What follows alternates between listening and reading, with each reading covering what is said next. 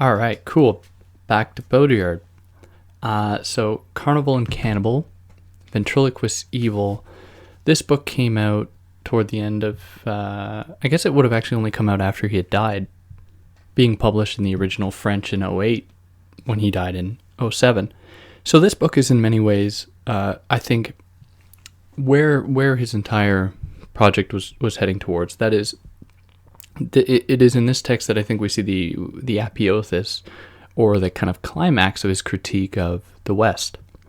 So, as I did last time with Baudrillard talking about the spirit of terrorism, it's pretty clear there that he doesn't care much for the quote-unquote West and sees some validity behind terrorist actions to usurp that Western authority. So here, he gets into that, but considers the way that marginalized communities around the world retaliate against this authority without necessarily taking upon themselves a kind of terroristic persona, one that would be incredibly violent and very direct. So as he begins, he says, "We may see modernity as the initial adventure of the European West, then as an immense farce repeating itself on a planetary scale, in all those latitudes to which Western religious, technical, economic, and political values have been exported." So what this represents for Baudrillard is a totalizing, hegemonic framework. Now there's a distinction to be made here between hegemony and domination. This is something that he expounds upon in another book, The Agony of Power, where he says that we are guided now by the logic of hegemony rather than that of domination, because domination implies a single locus of power, one that can be identified and therefore usurped. So now the situation we find ourselves in, very much in line with the kind of Foucauldian idea of the capillary effects of power. So that would be the idea that power forms something of like a web, where it's difficult to discern a single point from which it emanates. Baudrillard is suggesting that the world is governed by this hegemonic form. But what is important to understand in Baudrillard's work, and this portends his critique of Foucault, is that he never wants to make it seem as though power is absolute. So we can kind of get that sense here with this book when he's saying something like hegemony, where power isn't in a single point. Because I think, to some extent, he doesn't want to revitalize the idea of power, because power for him is an outdated concept. Sure, at the time of kings and, nobility and all that type of thing, power could be said to have existed, sure. And his critique of Foucault pretty much suggests that Foucault, without considering the way that power is reversible, I'll explain that in a minute, Baudrillard believes that Foucault was therefore incapable of identifying it as it really is, and instead was just erecting a kind of nostalgic form. So reversibility for Baudrillard is an idea that's present in his early work. And around the time that he writes Seduction, the book Seduction, in the late 70s, reversibility essentially becomes seduction. So that is the idea that no single thing, point, idea, or anything is finished in and of itself. Rather, it is always susceptible to what I will just call now its antithesis. So whereas in the Hegelian framework, right, you have two opposing ideas.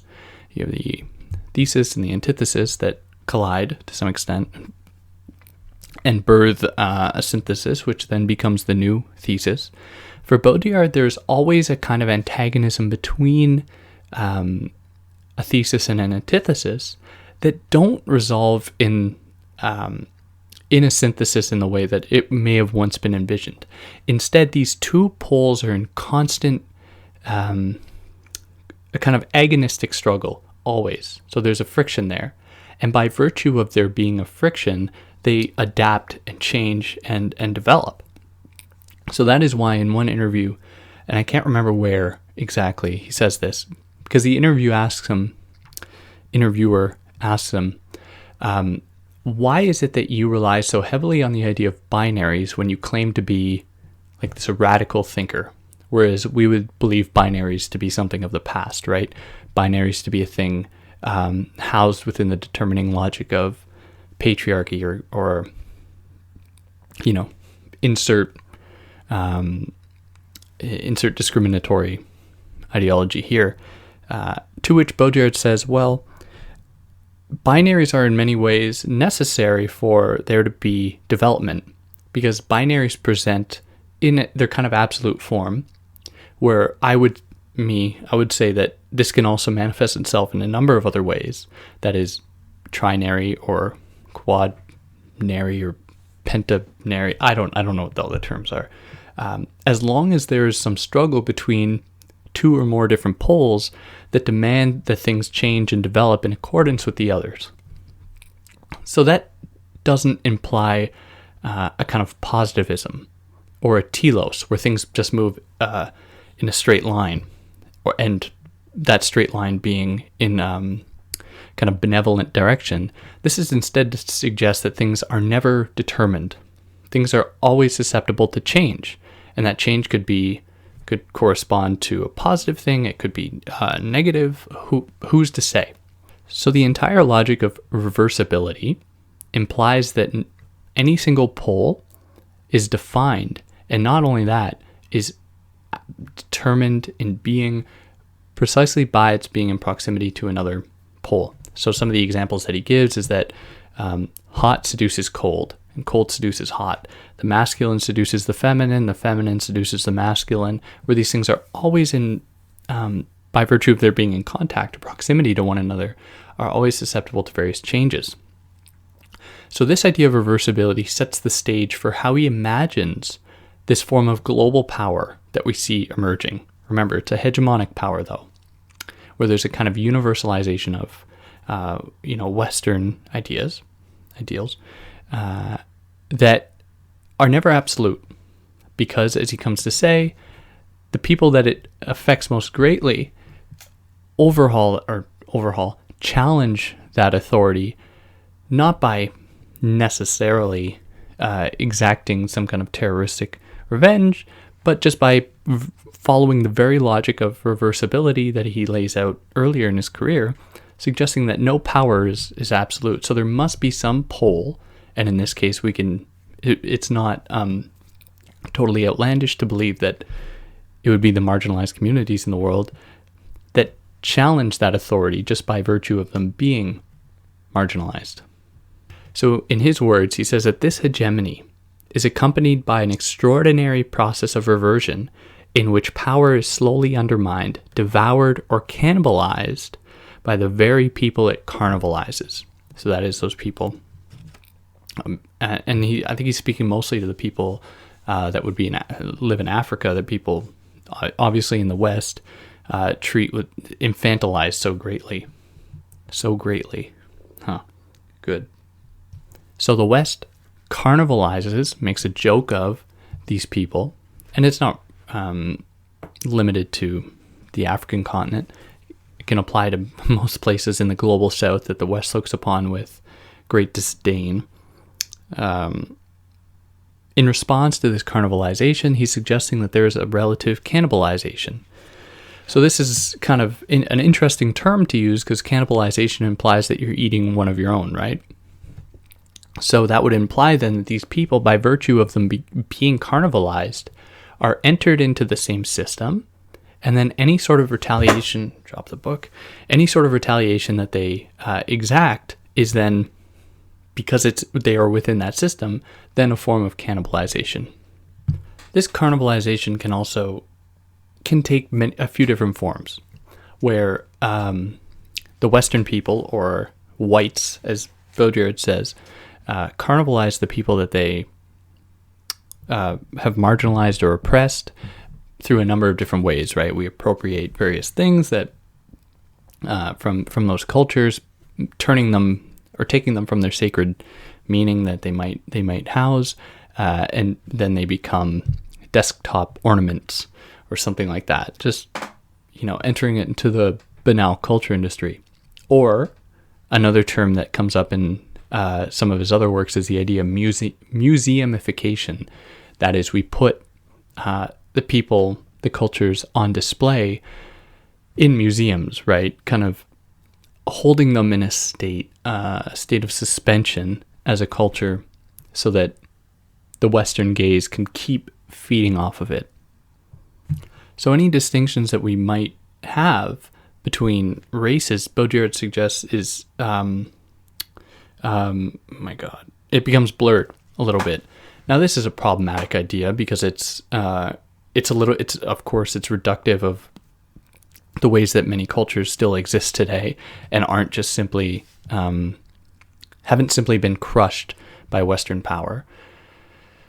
But I think that he makes a good point, because there is a tendency, I think, and this phenomenon is going around all over the globe, like the phenomenon of skin whitening creams and stuff like that, where there is a drive towards this idea of whiteness being the ultimate referent. So one way that we can think about this as well is with, if anyone's ever watched TV in the last 20 years, they would have seen probably a Mr. Clean commercial, where in Mr. Clean commercials, everything is white. And I don't necessarily mean this to say that it's racist, just by it being white. But if we think of the idea of cleanliness, the state of whiteness has virtually nothing to do with cleanliness, because, any surface, whatever color it is, will maintain its color when it's clean. But I think that we come to associate the idea of cleanliness with whiteness, and I think that is very much an extension of what Baudrillard is describing here, the general whiteification of the globe, or the attempt to do that, even though, of course, it's, there are so many resisting points. So in this process of appropriating other cultures, what the whites, for Baudrillard, do is just reveal to the world that they are devoid of culture, that they must appropriate the other, they must conquer the other, precisely because they don't have anything to show for themselves. And, it's difficult to validate this idea because, or it might not be, I just don't know, but the idea that a culture devoid of culture, are they therefore more likely to engage in kind of imperialist or colonial actions? I don't know. Maybe not. It'd be interesting to see how, but how do you measure that? Which culture is devoid of culture? But I think generally he has a fairly good point. The relationship that people have with various, what might be considered sacred things in the West is not as refined as it was in the past, even in the West, but even in other parts of the globe. And I'm not going to name them because I don't know which. It's a very tricky idea. But in response to this carnivalization, or this general, let me reframe that. In response to this global attempt to, or project of appropriation, I think that carnivalization comes in. Where carnivalization, what it does, through it being a very performative type phenomenon or idea imposed upon the other, it reinstills the idea that there is some degree of otherness, as though, the whole globe, it hasn't already been mapped by satellites and all parts of the world. If, you step out of line, you're going to feel the wrath of, United States military power. At least that's the idea. I think that this is where the idea of hyperreality or simulation comes in, because these people who were once considered other, which wasn't necessarily better, but just, bear with me, or what Baudrillard calls it in other texts, that had a degree of a radical alterity, that is kind of radical difference. The idea of that is maintained in its simulated form. So various cultures are then stereotyped in this way, where our representation machines like news media or film or television or anything like that then continually performs that task of stereotyping the other. And it is in this kind of simulated effort that people are galvanized in that image. Now, they don't necessarily embody that. I'm not saying that. But the powerful gaze then only sees them to be that, where people are not allowed, as they would have been under the law of reversibility, as I kind of outlined it here, would have been adaptable, changeable, kind of malleable. And instead they become galvanized or fixed within this simulated form. But this act of simulating the other only follows our own simulation, right? So this goes back to the idea from simulacra and simulation that, the entire United States is Disneyland. And in order to make us feel better about that, we erect the Disneyland that we all know so that we can point to what is, cartoon-like. So we have cartoons and say, that's what the fake is. That is what is not real, in order to convince ourselves that we are real. So this extends further than Disneyland, where Baudrillard says, and it's quite funny, a majority of Americans desire the presence in the White House of someone whose stupidity and banality underwrite their own conformism. The more stupid he is, the less personally idiotic they will feel. Wow. Hit the nail right on the head with that one, especially today. But this isn't what the current president. Baudrillard gives the example of Arnold Schwarzenegger, where he says that Schwarzenegger to the office, or his election to the office of governor of California, with this we are in total farce, where politics is entirely a matter of idols and fans. This is a huge step towards the demise of the representative system, and it is the inevitable outcome of current politics. Everywhere those who live by spectacle will die by it, and that goes as much for citizens as for politicians. So in the United States becoming a carnival themselves, becoming a farce, they then put that farce onto the rest of the globe, try to make themselves feel better about it. But through this process of carnivalization, one that isn't necessarily enacted by, some people in some hotel room somewhere in a conspiratorial fashion, but is rather something that the West is just doing without being aware of it, the way that people respond to that within the West is often not so, it's not good. It's not a good thing, where the other is then demonized to a certain extent, treated as being lesser than, so on and so forth. So Baudrillard says that we are in fact trying to wrest all these things from them, the other, or in the case of the Muslim world, trying to wrest it from them forcibly. So their modesty in the prisons of Abu Ghraib, the headscarf in our schools. But this is not enough to console us for our objection.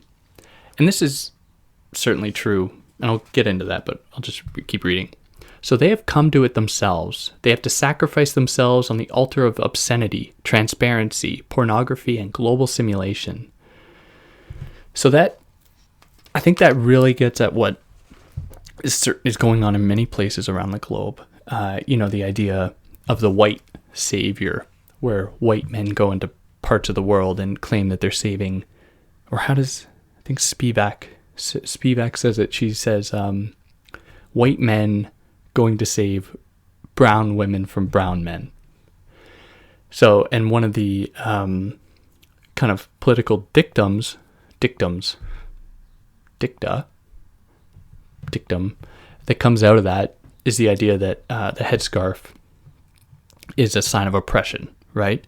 And that in order to be free, you must expose yourself. You must be open to the world, which is, I think, Baudrillard is hitting it right on the head here. And where he says elsewhere in the transparency of evil, or we could spin that a bit and call this the evil of transparency, Baudrillard is suggesting that there is a desire to make everything apparent, or in his words, to drag everything out on stage in order to make it seen. Because when things are seen, they can be mapped, they can be controlled, where those sites that don't comply with this voyeuristic tendency, but voyeuristic isn't charged enough, like a neo-imperial, in many ways patriarchal gaze that wants to see all women be exposed and all that, entering them into this logic of exposure that Baudrillard is so vehemently against, because at that level, the pornography of culture, the pornography of identity, people lose the possibility for anything symbolic, where symbolic exchange, going back to one of his other books in the mid-70s, is something that's under assault by the jackals of science and neoliberal doctrine and the idea of transparency and, the YouTube science people, the hardcore atheists of the world, if you will. So that closes off the Carnival and Cannibal section and now pushes us into Ventriloquous Evil, where there is some repetition. So I'm going to do my best to just sift out the original ideas in here so that I don't bore you by repeating myself. So at the beginning of this, it's not really a chapter, this part, Baudrillard suggests that his mobilization of what he calls a fragmentary form. So this has a relationship with a style that Nietzsche evokes in the Genealogy of Morality, where he says that he develops the aphoristic form, or mobilizes the aphoristic form. That is the kind of blocky form of writing where it's kind of single ideas presented in, probably like a page, paragraph long, something like that, in order to sketch a broader project, instead of it being a kind of linear, fluid thing. So of this, Baudrillard says that there is an original form of repetition, the form that expresses the fact that you only ever have one idea in your life, assuming you have the good fortune to have one, but that analyzing it allows you to nuance it or have it emerge or show through in spiral or anamorphic form. In fragment form, thought alludes constantly to a single idea, playing from varied unusual angles on perspective and illusion. There's a whole art in unfurling a body of thought in which a way one ends up passing it by without seeing it. Sorry. This is the opposite of discourse, which lays out its findings and arguments and sentences itself to house arrest within the precincts of its own conclusions. So the fragmentary form, if I'm understanding it right, gets us closer to what I will kind of reluctantly call the truth of the world. That is a truth that isn't linear, a truth that isn't explainable, that isn't clear, but can at best be explained in kind of flare-ups, various little instances that house meaning within them. And the fragmentary form, I think, does that. So in Baudrillard's work, especially towards the end, often his books are compiled of essays, and even those essays feel kind of choppy. So, and this is especially true in his Cool Memories series, which is just, just memories, essentially, some just like a sentence long, and he has 5 volumes of them. So there's a lot in there. But of this, Baudrillard is suggesting that this fragmentary form, by virtue of its not abiding, or by virtue of its matching the kind of flare-up logic of the world, or a world that only presents itself in enigmatic, disparate forms, the fragmentary form gets at the heart of that, which, is maybe not all that important to bring up, but when reading it, it helps to know that Baudrillard was conscious of his writing style, and it wasn't just a kind of lazy thing he was doing. So to kind of get back to what he's talking about, the situation we find ourselves in, the kind of situation of global simulation, Baudrillard suggests that has an indubitable affinity with capital, where he says that capital, or maybe not an affinity, but he says that it's an expression of it. Anyways, he says that capital is the purest expression of the reality principle. It has become reality. It produced it. It becomes it. And by disappearing, it will make it disappear as a consequence. The movement by which it became reality and which it is devouring, it is one and the same. In its advanced form, capital aims for ever-increasing abstraction, and hence seeks to offload that machine for slowing down exchanges that reality might be said to be. It therefore sacrifices it, and in the process, sacrifices itself. So this, and one of the other ideas that Baudrillard, or phenomenon that Baudrillard clings on to, is the dropping of the gold standard, where money doesn't have any connection to gold, kind of Andrew Jackson type nightmare. So in this process, in this kind of general abstraction, we see that mirroring the abstraction of the world through simulation, through the kind of carnivalization of the globe. So we can see in capital, and whether or not one came before the other is difficult to say. I think Baudrillard would say that simulation came first, or this global simulacrum, but other people would say different things, obviously. So it's difficult to say. But I think the point is still strong in that we can see in capital what is going on in the kind of global sphere. So in keeping in line with this discussion of capital, Baudrillard considers the role of the proletariat in this framework, where we have all become proletariats to some extent, where he says that the proletariat is, in effect, literally the prolific entity, the entity that has no other raison d'être than to multiply, from the Latin proles, offspring. We may thus say that the human species in its entirety has been proletarianized by multiplying to infinity in the name of production, including demographic production, since the reproduction of the species has succumbed, as it were, to the unlimited industrial principle of growth. The human race has, thus, taken on collectively what was originally merely the fate of the poor. This was not the case in previous societies, which offset any danger of surplus or overproduction, including the overproduction of human beings, by spontaneous regulatory mechanisms, which wasn't a good thing. But what we are seeing here is another kind of oppressive mechanism.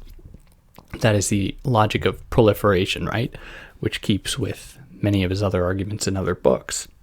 And how this proliferation can only go on so long before driving towards a kind of collapse. An implosion through the explosion creating an implosion.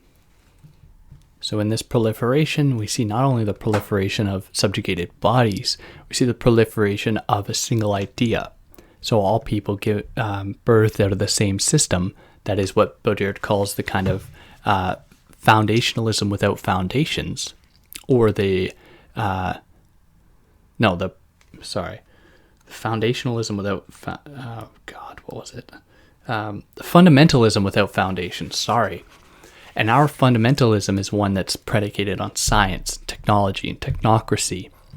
Anything that comes out of that is going to embody that very logic, which we see in this process of an eradication of all negativity, of all, or at least the attempt to eradicate difference, eradicate the other, eradicate antagonism, eradicate negativity in favor of kind of, scientific truth or positivism or technological positivism.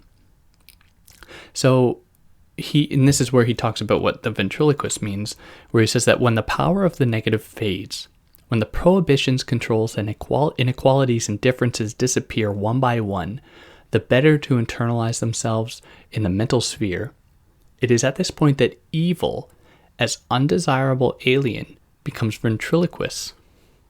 So this is a difficult idea and one that I struggle with, but how I imagine it is that evil, because it can't be fully eradicated, has to then kind of be sublimated. So it comes out in other ways. It comes out in the negativity posed by science, in the way that, science creates pretty horrific things not found in where evil would have once been found. So that's the ventriloquist aspect of it, where it speaks through other domains where it otherwise wouldn't have been thought to come out of. So this also speaks to Baudrillard's general thoughts about good and evil, where for him, if there's only good, that is, if the good has totally taken over what was evil, then the good becomes evil. So as soon as good rules and claims to embody the truth, it is evil that comes through. So on the topic of ventriloquous evil, to kind of illustrate it, he gives us an example. Let us take the no to the European referendum. So that referendum that he's referring to was in 2005. Actually, I have a note here about it. So this refers to the French referendum of May 2005 on the ratification of the European Constitution. So of this, Baudrillard says that it was clearly stupidity that voted no. It was statistically the most stupid, the backward, the retarded who voted no. But that stupidity was precisely the intelligence of evil. It was ventriloquous evil that replied no to the referendum, not the spirit of the negative which, like the yes, lends its assent to political reason, but an illogical no, resistant to political reason, and shot through with the exigency not to be annexed or taken hostage by any model whatever, even an ideal one. The exigency not to lend itself to the dialectical stratagem. Your no is a no to Europe as it is, but a yes to Europe as it should be.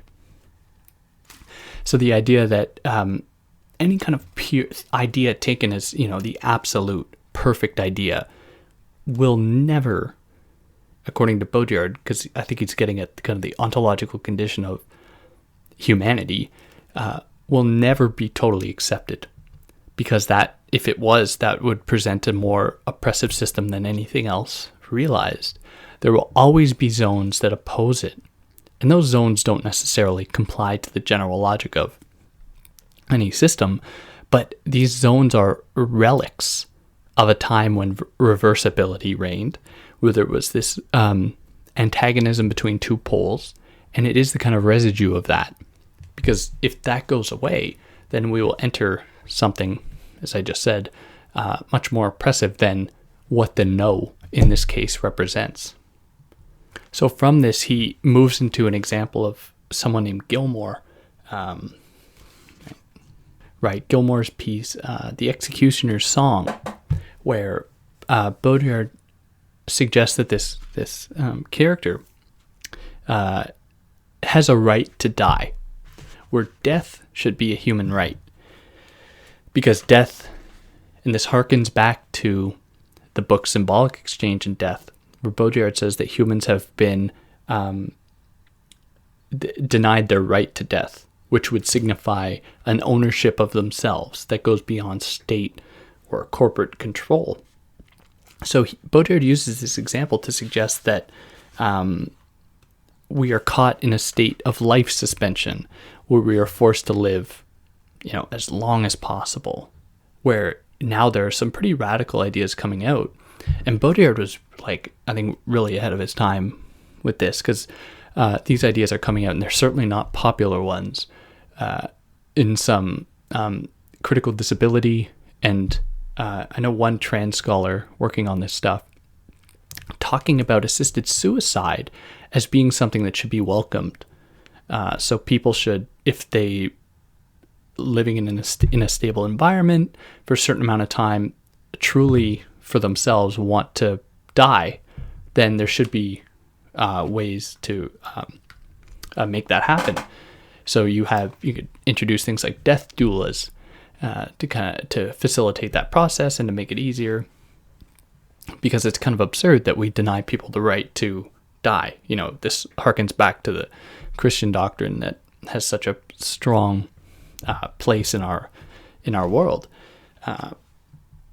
and what Baudrillard suggests is that death is something that can't be mapped, can't be understood, and is therefore something that we try to exercise, we try to get rid of, which is all just the project of denying people their autonomy, as though death is a bad thing, even though it happens to everyone.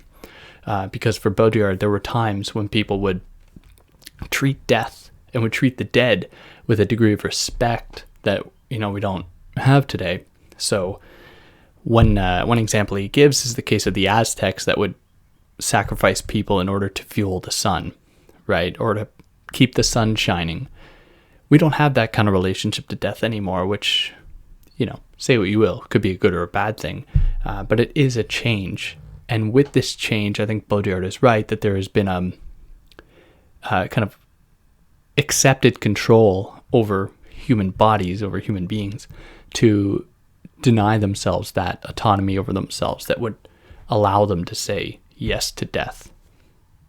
But of course, I should say, like, if there are, if certain people are, doing this more than others, then there has to be, we have to be looking at the environmental conditions that are making this happen. Whereas if it's a more, it happens equally across the board, then I think that would represent the attainment of a kind of equal system where people had the ability to say no to life without there being, things like bad things like discrimination or economic inequality that push people in that direction, which of course would be bad. So in the face of this, Baudrillard doesn't really give us, in the face of this totalizing, globalizing project, Baudrillard doesn't really tell us what to do. But we have to, in a sense,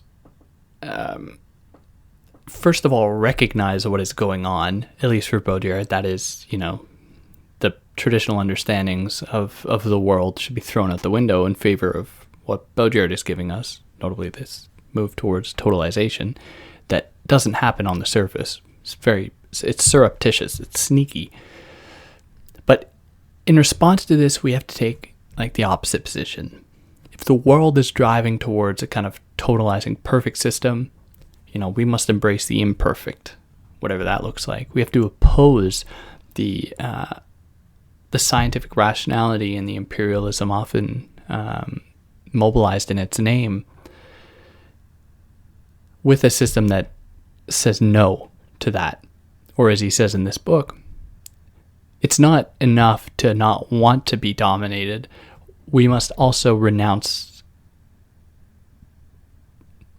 the desire to dominate, which is a little bit fairy dust-like, a little pie in the sky. But I think it's still, useful in that, as he says elsewhere, in response to a world that has grown perfect, we must be enigmatic. And by virtue of it becoming perfect does in itself become enigmatic, because how can we imagine that? But we must, to oppose the system, be more enigmatic than the system is. But yeah, I guess it's on that note that one ends. I think I'm really hitting the end here of Baudrillard, and then that'll be done. Got maybe one or two more books to do, and then that'll be it for old Bodhi. Move on to other things. But yeah, for anyone who listened to this one, hope you liked it. And if you had any problems with what I said, you know where to leave it. I prefer comments to anything else. So do what you want, but don't feel the need to do anything other than comment, because I'd like to hear from you. But with that being said,